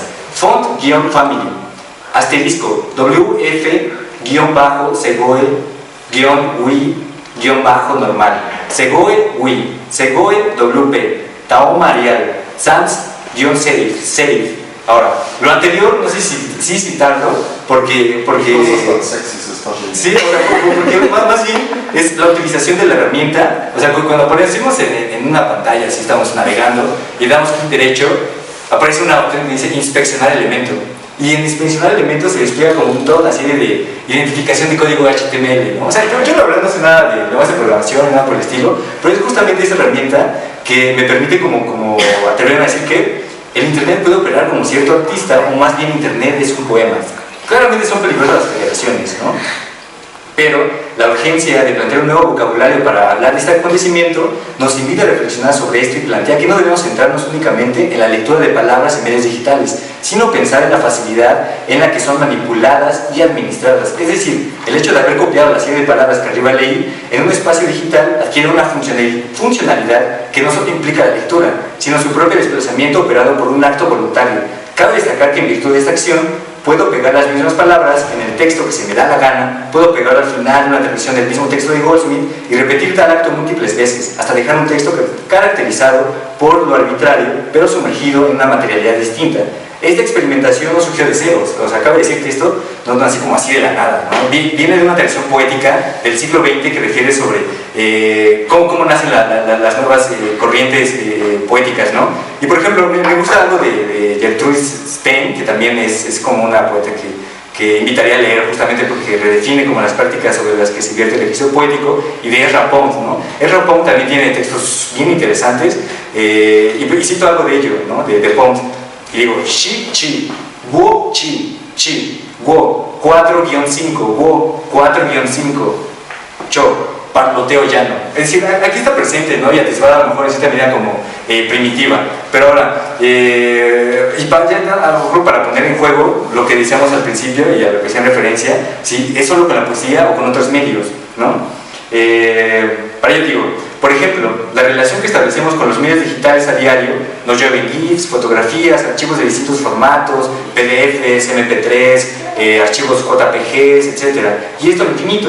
Me gustaría hacer notar que en el fondo todos estos formatos vienen precedidos por un código, y el código, como hemos visto, en cierta medida tiene un valor literario. Esto no es notorio a primera vista, ya que debemos leer hipertextualmente tales formatos. Ahora, es interesante esta idea de hipertextualmente, porque leer hipertextos también se aplica a una tradición que a lo mejor semiótica de mediados del siglo XX, donde leer un texto nos refiere a otro texto, ¿no? Es decir, el hecho de que yo esté leyendo esto me refiere a otros textos, y así sucesivamente. Pero leer hipertextos en nuestro tiempo, a través de links, a través de envíos, de imágenes, o en general de los medios en los que podamos leer hipertextos, involucra otro ejercicio que desplaza esta idea de referirnos conscientemente a ese texto en cuestión. Ahora planteamos como una relación inconsciente al abrir un link porque nos llama la atención, o porque nuestro deseo, o las categorías psicoanalíticas que puede estar ahí en el fondo, ¿no? Entonces, en esa medida también leer hipertextos debe ser como bien interesante para argumentar un vocabulario que permita hablar sobre la poesía en nuestra era digital, ¿no? Ahora, sí, y incluso ahí podrías ir todavía a un lugar más contundente, que es la problemática de la noción de lectura. ¿No? O sea, ¿cómo estamos leyendo? ¿Qué es leer en estos términos? Que ya no pertenece a ejercicios que tienen que ver con estar leyendo el hipertexto. No importa en realidad, ¿no? O sea, lees cosas que dices, o sea, cada uno de los elementos no me importa, sino que me importa el efecto que me genera la lectura de ese texto, ¿no? Y, por ejemplo, el que lo hizo de forma física y que siempre me genera pensando en este tipo de, y que me lleva a pensar en este tipo de ejemplos que estabas poniendo, es Ulises Carrión, ¿no? Que Ulises Carrión tiene toda esta serie de ejercicios sobre por ejemplo, hacer poesía con el box, ¿no? Y que todo es como jab, recto, evadir, golpe en la cara, ¿no? Y todo eso tiene que ver como con efectos donde ya no estás haciendo un ejercicio donde, o sea, leer el jab no está, sino que está como en la serie de efectos que estás teniendo cuando estás haciendo ese ejercicio, y leer se empieza a volver otro tipo de realidad, igual que leer código. Yo, por ejemplo, decía, ¿por qué no leer código podría ser, quieres leer poesía, ¿no? ¿Por qué no programar una cuestión donde dices, yo cuando leo hago esto y esto y esto? Programas una herramienta para hacer lectura, le metes 100 poesía, 100 poemas, y entonces el resultado que da, dices, esa es mi lectura de esos poemas, ¿no? O sea, y lo vas a revisar, no, ni siquiera lo voy a revisar, ¿no? Confío en la efectualidad de mi ejercicio de lectura, y que es un tipo de hiperlectura, ya que lo relacionas con hipertexto, ¿no? Sí, sin duda, sin duda. Incluso también si pensamos como en qué medida, cuáles son los efectos de estos ejercicios, ¿no? Porque, y por eso me gusta este tipo de espacios, porque nos da como la cabida para redimensionar estas narrativas, ¿no? Porque en el fondo creo que nos hacen falta las narrativas para acercarnos a estas realidades, acercarnos a estos fenómenos y acontecimientos, ¿no? Y esa es la gran oportunidad que tenemos, ¿no? Es decir, podemos partir, yo al menos parto aquí de un paradigma, puede decirse, ontológico, ¿no? También que hay un giro representacional del arte y demás, ¿no? Pero podemos partir desde otras vías, ¿no? A lo mejor podemos pensar políticamente, a lo mejor podemos pensar a partir de otras vías, incluso desde filosofía de la mente, ¿no? Desde filosofía de la ciencia, sobre cómo podemos tematizar la tecnología a partir del fenómeno de la conciencia y demás, ¿no? Pero es justamente esto, ¿no? Como brindar los paradigmas y las narrativas suficientes para acercarnos a estos acontecimientos ya no tan distanciados, ¿no? Entonces, y por eso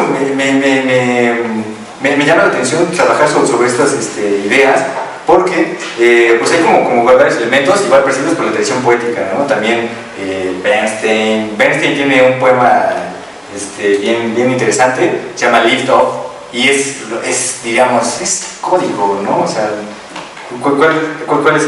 Nada más termino esa idea, y si quieres luego lo platicamos con más detalle, porque lo que decía, lo de Pentametron, igual en Reddit, ¿no? O sea, también Reddit hace una comunidad de bots bien interesante, y de ejercicios donde los bots, ellos mismos pueden argumentar que, no sé si tengan la cita, pero dice, vean por ejemplo esto, el bot no inventa nada en sentido estricto, solo reutiliza las mismas palabras de la comunidad que lo gestó. En el proceso crea poesía, sátira, escenas insólitas, confesiones ridículas. En el fondo es como si pudiéramos alejarnos y escuchar, o sea, nosotros solo escuchamos y a lo mejor leemos solo el gran hilo que enhebra nuestras individualidades, el gran caos absurdo pero coherente que pretendemos ser, ¿no? Es decir, creo que en el fondo no estamos viendo a los bots, ¿no? Estamos reflejando en esos bots, ¿no? Ahora, igual nada más así como para extender un poquito y pues llegar como a ciertas conclusiones. Al principio les decía como esta relación y este proyecto colaborativo, decíamos, sí, por un lado está como el ejercicio estrictamente del hombre, y por otro lado está el ejercicio de los bots, ¿no? Pero lo interesante de esta era es que ya no debemos de pensar como contrariamente, ¿no? a estos entes, sino más bien en conjunto. De hecho, pues es algo que se viene comentando desde la mesa pasada, ¿no? Es decir, en qué medida ya no podemos hablar como de derechos individuales, sino de derechos colectivos, o incluso no de derechos, sino de actos colectivos y que permitan colaboración entre ambos entes, ¿no? Prueba de ello es un trabajo colaborativo que pueden buscarlo, ¿no? Se llama Birth of Bees, ¿no? Y en Birth of Bees está encabezado por Eric Godard Scoville y Genetry. Genetry igual es como una plataforma que permite como utilizar una base de datos para reintegrar poemas y libros completos, ¿no? Esto es lo interesante, libros completos. ¿Cómo es? Genetry, G-N-O-E-T-R-Y. O sea, pueden buscarlo, está súper interesante, y incluso les puede llevar a otros vínculos más interesantes como Birth of Bees o esta plataforma de Bot or Not. Y está interesante porque más allá de un juego, Bot or Not es una plataforma que digamos, yo la verdad participé, a lo mejor mi inglés es como muy escaso, pero lees un poema y dices, bueno, te pide, ¿este poema es de un humano o de un robot? ¿No? Y bueno, la mayoría de las veces yo pensaba que era de un humano y en realidad era de un robot, ¿no? Entonces eso es lo interesante, así, uno tras otro, más bien, ya no podemos pensar una relación finita con los textos y con los poemas, sino una relación infinita, ¿no? De ahí como también el grado de materialidad. Y ese grado de materialidad amplifica toda una serie de discursos y de objetos artísticos bien interesantes, ¿no? Entonces, igual así como para ir cerrando, recupero como algunos elementos del manifiesto de Ginetry. El manifiesto de Ginetry igual puede adherirse como una tradición de los manifiestos de las vanguardias, ¿no? Es decir, y en esa medida también argumenta una posición política, ¿no? O sea, claramente las vanguardias y los manifiestos pueden verse a partir de una opción política, y este manifiesto de Ginetry también está bien interesante, ¿no? Y nada, voy a leer como algunos esbozos que permiten como redimensionar lo que vengo platicando, ¿no? Al utilizar textos existentes, esto es del manifiesto de Ginetry, al utilizar textos existentes como un corpus de lenguaje y formas prosódicas como un proceso poético, Ginetry reconoce que el lenguaje y su morfología genérica es nuestra herencia humana. Al contextualizar el lenguaje dentro de la máquina y quitarle algunas dimensiones históricas y psicológicas de la atmósfera humana, Genoens o Ginens crea una representación lingüística que existe acerca del grado cero de validez. El lenguaje habla en sí mismo, ¿no? Ginetry, usando las palabras de Mark Edmundson, ofrece alternativas a las formas habituales del pensar, aumenta el stock, ¿no? El stock ya es como un lenguaje más bien de programas, ¿no? Es decir, el stock implica que hay tantas piezas en tal almacén, y el stock pues es en el fondo un lenguaje artificial, ¿no? Digamos, pero es parte de ese vocabulario nuevo que debemos reintroducir para hablar sobre la poesía digital, ¿no? Aumenta el stock de la realidad disponible, como lo expresó Blackmore, al ofrecer una alternativa verbal a las suposiciones fijas sobre qué las realidades son. Ginetry es una poesía asintomática. El lenguaje, esto me parece interesante, el lenguaje se aleja del sujeto tiránico del conocimiento humano, se aleja de lo analógico y lo digital. El lenguaje de Ginetry está casi completamente libre de la dependencia de rastros de tonos de voz, expresiones faciales, gestos o posturas, ¿no? Incluso aquí también se da como otra dimensión para darle la poesía, ¿no? Ya no podemos hablar a lo mejor de la poesía en tanto lectura en voz alta, sino más bien en tanto desprovisto de todos estos elementos, a lo mejor materiales, ¿no? Incluso naturales, tono de voz, expresiones faciales, gestos y demás, ¿no?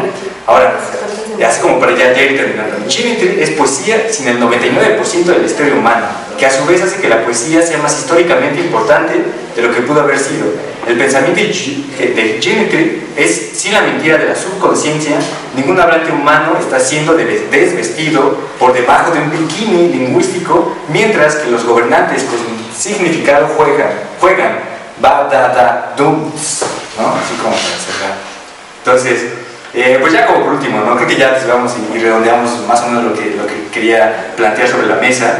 Creemos que nuestro trabajo, más allá de consolidar una investigación, abre la posibilidad de instaurar un diálogo que se adjunta a la construcción de narrativas que tanta falta hacen a nuestro presente.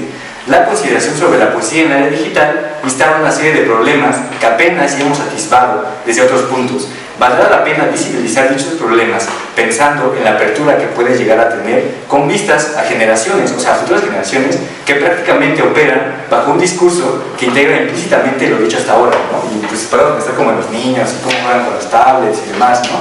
Pero es justamente ello, ¿no? O sea, proveer como de cierto vocabulario y de tejer ciertas narrativas que permitan acercarnos a estos acontecimientos desprovistos de prejuicios heredados por cierta tradición que más bien piensa como en máquinas, ¿cómo decirlo?, malignas o cosas por el estilo, sino más bien instaurar una comunión, ¿no? O sea, y este grado de instaurar una comunión, pues solamente implica sobre una narrativa que debemos de tener en cuenta, ¿no? Si no, pues vamos a ir como perdidos y nace como prejuicios de decir, no, pues la máquina es mala, o tendemos a criminalizar el ejercicio poético, ¿no? Incluso el hecho de Robocop, cosas por el estilo, ¿no? Así como, pues bien extraño, así que nace y opera bajo una pues dinámica, pues sí, estereotipada y prejuiciada, porque justamente no contamos con el aparato crítico que permita acercarnos a esas realidades, ¿no? Entonces, pues sí, yo con esto cierro, igual ojalá pueda pues, discutirlo y ponerlo sobre la mesa. Esta es mi participación. Aquí tenemos un poco tiempo. Yo sí quiero hacer una cosa rápida, si se puede. Todos estos ejemplos que das, muestra que pues, ya es un hecho, ¿no? Se está haciendo poesía de formas completamente distintas. Ahora bien, la pregunta, creo, sería ¿cuál es el factor que permite justamente que podamos hacer la poesía de esta forma distinta? Siguiendo a Benjamin, yo creería que sí es un proceso tecnológico, ¿no? Que al fin y al cabo es lo que permite que el arte como tal en general se piense de otra manera completamente nueva. Pero el problema de esto, creo yo, es que si abandonamos las categorías tradicionales de la poesía y tratamos como de repensar este modo de hacer de otra forma completamente distinta, no obstante, o sea, tiene que haber algo que permanezca de esta poesía o de esta tradición en general para que sigamos denominando a esas prácticas como poesía. Yo creería o pensaría todo eso. Si no entramos como en esta discusión de que ya todo vale para la poesía, ahora todo es poesía y cualquier cosa que tú puedas llegar a expresar a una máquina o un bot tiene este carácter. Entonces la pregunta fundamental sería ¿qué es de todos estos ejemplos que has puesto lo que hace que consideremos o sigamos considerando poesía a estas nuevas expresiones y que tal vez o tal vez no se pueda retomar de una tradición poética? Claro, sí, o sea, igual en el fondo también es como podemos como atisbar ciertas contradicciones con este tipo de vocabulario, porque en la medida en que introducimos y definimos tales textos como poesía, en el fondo estamos trayendo a colación una larga tradición, ¿no? Que define que poesía es esto, y las categorías que definen poesía se dan a través de la forma, la estructura, el genio y demás, ¿no? Entonces incluso podemos decir, bueno, a lo mejor esto ni siquiera podemos categorizarlo como poesía, justamente porque cae en una contradicción, ¿no? El hecho de definir poesía como aquello que no es, pues involucra como un ejercicio más bien contradictorio, ¿no? Entonces en esa medida creo que a lo mejor el ejercicio dialéctico puede darnos como más formas, ¿no? Es decir, contradecir la narrativa que precede, conjuntándole a lo mejor con palabras o con un vocabulario nuevo que origina como a lo mejor una síntesis entre ambos, ¿no? Una síntesis entre la narrativa tradicional y una síntesis y en oposición con la narrativa actual, ¿no? Entonces, pero eso es lo difícil, ¿no? Es decir, para llegar al vocabulario de decir que eso es poesía, pues necesitan a lo mejor pues, varios siglos, ¿no? A lo mejor ¿cuántos siglos, más bien debemos preguntarnos, cuántos siglos bastan para dejar de lado esas categorías de poesía o identificar aquello como poesía o como arte para referirnos a nuevas realidades, ¿no? Nuevos acontecimientos? Entonces, creo que más allá del hecho de operar sobre un argumento o más bien sobre un vocabulario tradicional, debemos de pensar en lo que viene, ¿no? Es decir, como esto no está resuelto. A lo mejor incluso el hecho del paradigma de que el arte ya llegó a su fin, ¿no? Ese paradigma del arte llegó a su fin también instaura unas nuevas formas de referirnos al propio arte, ¿no? Podemos hablar de arte ya no en ese sentido como pues diciendo, ¿no? Lo genio, lo que refiere a los sentimientos humanos, se los expresa y cosas por el estilo, sino más bien hablar como de arte en un sentido y Mateo como la idea de Baudelaire, arte como lo banal, ¿no? Es decir, ya se desintegró como esa idea de la ilusión, que operaba sobre el ejercicio artístico y sobre todo del grado representacional que exigía el arte a partir de antes del siglo XX, ¿no? Pero para ello, pues hubo como una serie de ¿cómo decirlo?, acontecimientos que dieron paso a ellos, ¿no? O sea, dieron paso a un nuevo vocabulario para referirnos al acontecimiento o a la realidad más inmediata, ¿no? Es decir, por eso no es como en vano que digamos que Duchamp es como el abuelo de los artistas conceptuales y cosas por el estilo, ¿no? O del arte contemporáneo, incluso Warhol, ¿no? Warhol a lo mejor puede quedarse como muy atrás en referencia a estos textos, porque ya Warhol también atisbaba, ¿no? Como esta idea de hombre y máquina, ¿no? pero en el fondo instaura y nos llama la atención sobre un nuevo vocabulario, ¿no? Un nuevo aparato jurídico. Creo que es lo importante, ¿no? O sea, más allá de referirnos y incesantemente a lo que ya pasó, más bien debemos de pensar en nuestro presente, porque igual, incluso McLuhan, ¿no? McLuhan también en el medio, es el mensaje, o el mensaje, dice esto, ¿no? Dice, no podemos seguir pensando en nuestra realidad actual a partir de categorías del pasado, ¿no? Y eso es justamente, creo que a lo mejor el punto central, ¿no? de esta discusión. Sí, a lo mejor eso lo quería.